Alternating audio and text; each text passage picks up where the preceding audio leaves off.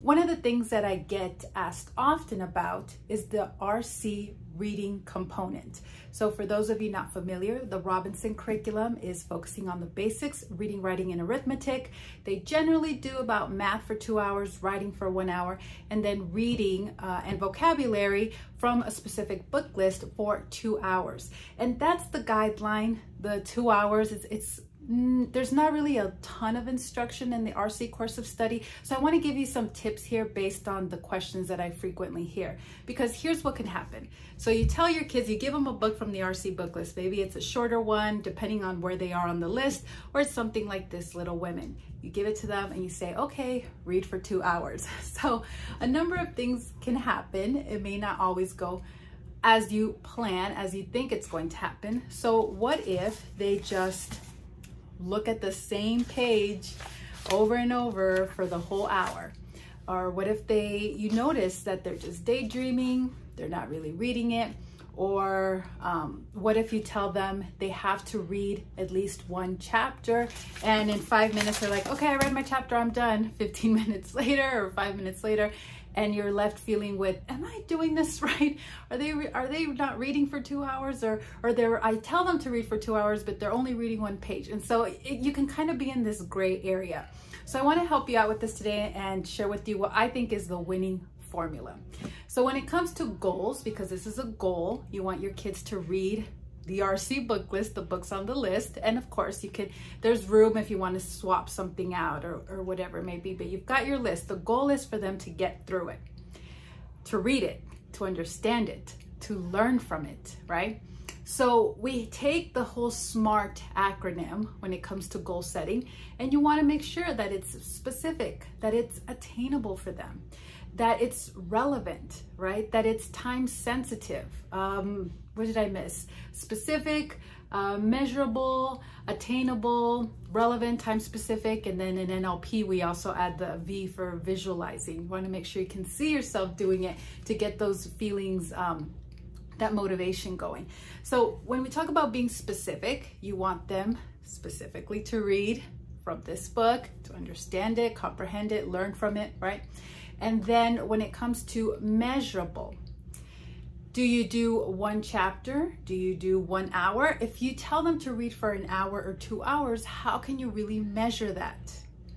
You can measure the time frame that you gave them, but how can you really measure what they read? And this is where we get into that problem area where they can just read one chapter and be done in 10 minutes, or keep looking at the same couple pages over and over again for the whole hour, for the whole 2 hours. So when it comes to measuring, this is what I recommend. What is attainable? The next one, the A, right? What can they realistically do? You know your child best, and based on each book is going to be different.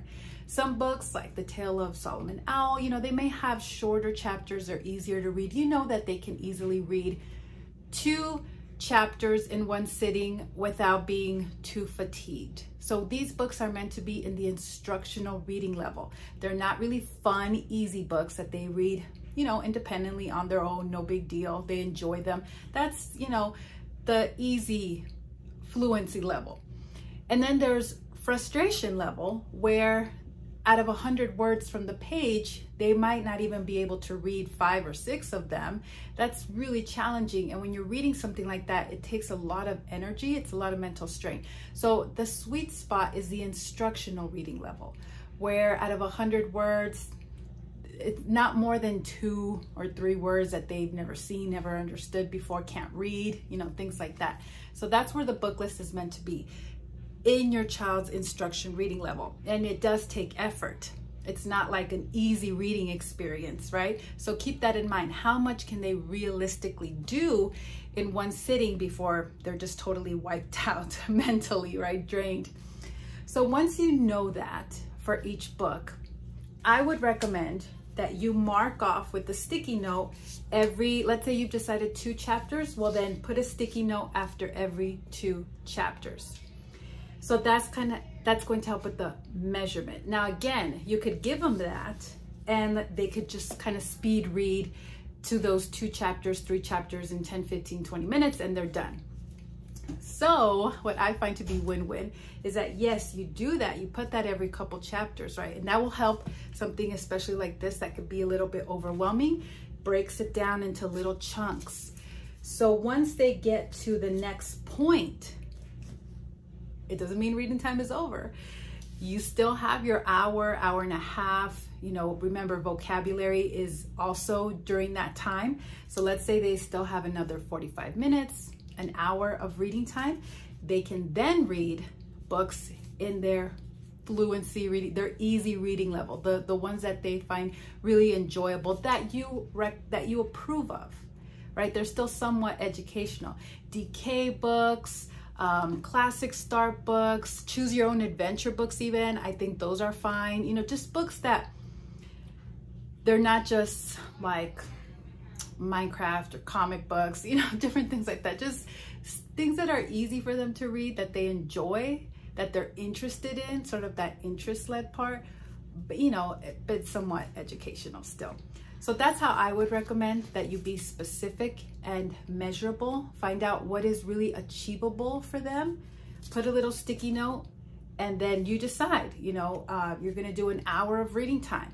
Some parents like to do the 10 minutes per age rule. So 6 years old, 60 minutes, you know, 70 minutes until you get to 12, which is the max, 120 minutes, the 2 hours. And of course that counts vocabulary. So, you know, then they read until their next stopping point. That's first. And then they can read from, you know, other books for the remainder of the time. So that's how I find win-win. They are not rushed to finish up and get to the next point and then go play, because that's not what's going to happen. They're going to finish when they finish and then still have to read. So that I find that that's just the sweet spot where they take their time reading. There's no rush. There's no urgency. They know once they finish, it's not that they get to play. It's just that they get to read something else that they'd enjoy until we finish the reading time. So again, specific, it's measurable, it's achievable, and it's time specific. They have their 1 hour or 2 hours, but they have a measurable goal, right? And again, you got to make sure that it's achievable for them, that you have realistic expectations. And it's going to vary for each child. It's not necessarily about the age of the student, it's their capabilities and where they're at on the list and the book. And so that's it. So that's how I recommend. You don't have to do it my way. If you have a system that works, hey, if it ain't broke, don't fix it. But if you do find some challenges with the RC reading portion, you're a little lost as to, am I doing a couple chapters or am I doing an hour? When I do a couple chapters, they finish really fast. When I do an hour, they're just daydreaming the whole time.